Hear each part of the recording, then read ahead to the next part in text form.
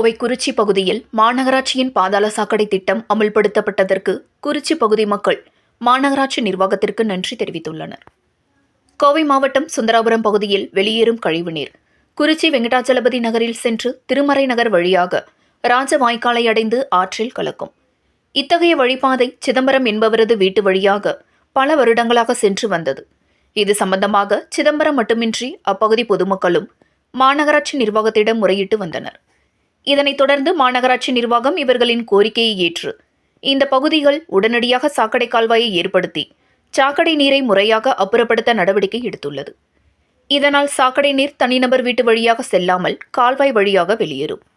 இதனைத் தொடர்ந்து இதற்கு நன்றி தெரிவிக்கும் விதமாக அப்பகுதியைச் சேர்ந்த சிதம்பரம் மற்றும் அப்பகுதி பொதுமக்களான பாப்பாத்தி ஆகியோர் செய்தியாளர்களிடம் கூறியதாவது: மாநகராட்சியின் இந்த செயல்பாடு தங்களுக்கு முழு திருப்தியை ஏற்படுத்தியுள்ளதாகவும், இதேபோல் இந்த பகுதியில் சாலை வசதிகள் செய்து தரப்பட வேண்டும் எனவும், குறிச்சி பகுதிகளில் அளவுக்கு அதிகமான கடைகள் மற்றும் வீடுகள் அரசின் பொது இடத்தை ஆக்கிரமிப்பு செய்து வைத்துள்ளதாகவும், இதனால் சாலை மிகவும் குறுகலான அளவில் உள்ளது. இதனால் அடிக்கடி விபத்துகள் ஏற்படுகின்றன. இவற்றை தடுக்க வேண்டும் என்றால் சாலையை ஆக்கிரமித்து வைத்துள்ளவர்களிடமிருந்து ஆக்கிரமிப்புகளை அகற்றி பொதுமக்கள் பயன்பாட்டிற்கு மாநகராட்சி நிர்வாகம் கொண்டுவர உரிய நடவடிக்கை எடுக்க வேண்டும் என்று கேட்டுக்கொண்டனர் என்பது குறிப்பிடத்தக்கது. வணக்கம். கோவை மாவட்டம் தெற்கு மண்டலத்திற்குட்பட்ட குறிச்சி 85வது வட்டத்தில் உள்ள வெங்கடாச்சல நகர் இப்பகுதியில் MM நகர், KRC நகர், வெங்கடேசாமி லேஅவுட், அழகு நகர், இப்படி இப்பகுதியில் குடியிருப்புகள் அதிகமாக உள்ள பகுதியாகும். இங்கே வெகு காலமாக கழிவுநீர் சாக்கடை சரியாக சென்றடையாமல் ஆங்காங்கே தேங்கி நிற்பதும், தனியார் இடங்களுக்குள் சென்று தேங்கி நிற்பதும் மிக சிரமமாக இருந்தது. இது குறித்து அனைத்து தரப்பட்ட மக்களும் பல முறை மாவட்ட ஆட்சித்தலைவர் அவரிடமும் மற்றும் மாமன்ற உறுப்பினரிடம் தங்கள் குறைகளை எல்லாம் கூறி வந்த காலகட்டங்களில் இம்முறை மழை நீர் அதிகமாக வரும் பொழுது எல்லா தண்ணீரும் வீடுகளுக்குள் சென்று விட்டது. இதை அறிந்த மாநகராட்சி ஆணையாளர் அவர்களும், மதிப்புக்குரிய மேயர் அவர்களும், துணை மேயர் அவர்களும், ஆளுங்கட்சி தலைவர், தெற்கு மண்டல தலைவி, மாமன்ற உறுப்பினர்கள் எல்லாம் ஒருங்கிணைந்து இப்பகுதியில் வந்து ஆய்வு செய்தார்கள்.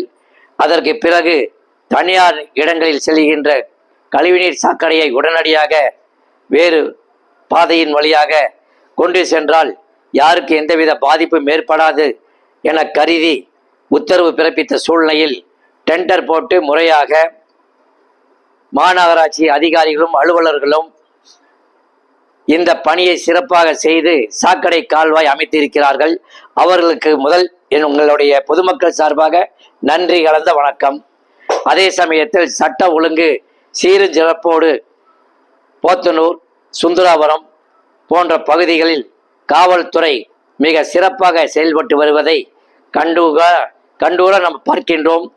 அவ்வளோ தூரம் சிறப்பாக பொதுமக்களுக்கு உறுதுணையாக இருந்து எந்த பிரச்சனையாக இருந்தாலும் முன்னின்று பொதுமக்களுக்கு சேவை செய்து இந்த சிறு சிறு பிரச்சனைகள் எல்லாம் ஒன்றும் தலைதூக்கூடாமல் அமைதி காத்து பொதுமக்களுக்கு சேவைகளை செய்து வருகிறார்கள். அவர்களுக்கும் எங்கள் நன்றி. மாமன்ற உறுப்பினர்கள் சிறந்த முறையிலே இந்த சாக்கடை பிரச்சனையை சுமூகமாக முடித்து யாருக்கு எந்த பாதிப்பும் இல்லாமல் புதியதாக கட்டி இந்த சாக்கடை நீர் செல்வதற்கு உறுதுணை இருந்த மாமன்ற உறுப்பினர்களுக்கும் எங்கள் நன்றி. சில நபர்கள் சுயநலத்துக்காக சில கட்சிகள் பெயரை சொல்லி நான் ஓட்டு போட மாட்டேன் அப்படி இப்படி என்றெல்லாம் அவர்களுடைய பொய் புழுகுகளை எல்லாம் அவிழ்த்து விடுவார்கள். அதற்கெல்லாம் நாங்கள் சம்பந்தமில்லை. பொதுமக்கள் அனைவரும் அவரவர் ஜனநாயக நாட்டில் தன் கடமையை நிலைநிறுத்துவார்களே தவிர மற்றபடி ஒன்றுமில்லை. இந்த லேஅவுட்டில் பால் என்பவர் திரு செல்வகுமார் அவர்களுடைய தூண்டுதலின் பேரில் திமுக கட்சியை பற்றி ஓட்டு போட மாட்டேன் என்றெல்லாம் உழைனார். அதாவது தனிப்பட்ட கருத்து.